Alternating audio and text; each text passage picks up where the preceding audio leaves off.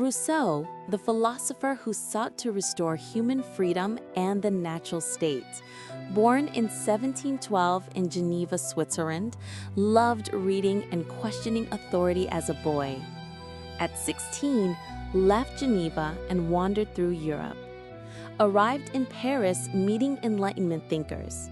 In 1750, wrote Discourse on the Arts and Sciences. Published Discourse on Inequality in 1755. In 1762, released The Social Contract. Also wrote Émile, revolutionizing education. Fled persecution, wandering through Europe again. Returned to Paris in later years. Spent his final years in Hermanville, France. Died in 1778 at age 66. His ideas fueled the French Revolution. Rousseau, a thinker who reshaped politics, society, and education.